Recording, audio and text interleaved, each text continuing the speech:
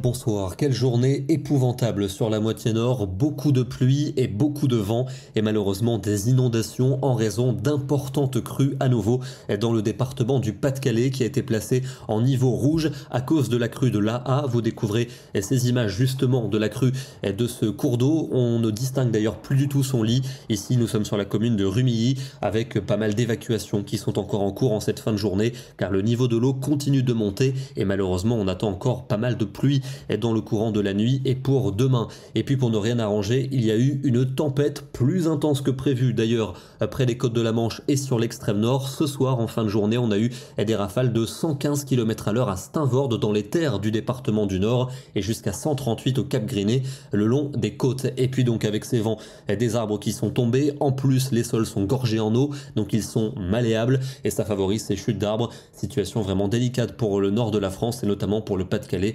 On pense fort aux habitants touchés. Demain, ça ne va pas s'améliorer, au contraire pour le nord du pays, avec de nombreuses averses en cours de matinée, toujours accompagnées de fortes rafales de vent. Attention, même par endroits, le tonnerre pourrait gronder en direction du Pas-de-Calais. Ce sera plus calme et lumineux pour la Méditerranée. L'après-midi, c'est vers les Alpes que le temps sera le plus lumineux. Sur la moitié nord, attention, encore beaucoup d'agitation, nombreuses averses, elles seront fortes, avec des coups de tonnerre et de puissantes rafales de vent. On pourra atteindre les 80 km/h, voire par endroits les dépasser.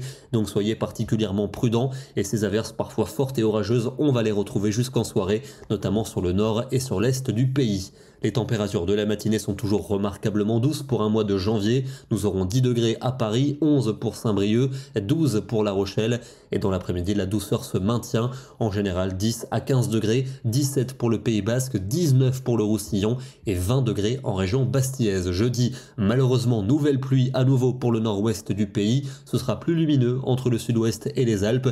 Et les températures resteront douces pour la saison. En général, entre 10 et 14 degrés, jusqu'à 18 à Perpignan. Vendredi, les pluies vont cette fois-ci se décaler dans le sud et dans l'est avec sans doute des cumuls conséquents en direction de la Provence et de la Côte d'Azur. Retour de la neige pour les montagnes et les températures vont commencer à baisser. On repassera sous les 10 degrés dans les 2/3 du pays. Cette baisse va se confirmer pour le week-end avec un samedi bien nuageux, encore des averses notamment vers la Manche, les frontières de l'Est, les Pyrénées ou la Corse, neige attendue en montagne. Et puis à partir de dimanche, refroidissement sensible. On va basculer en flux de nord-est avec le retour du soleil pour le nord du pays. Encore des flocons attendus dès les premières hauteurs pour le centre-est du territoire. Des averses au pied des Pyrénées et sur la Corse.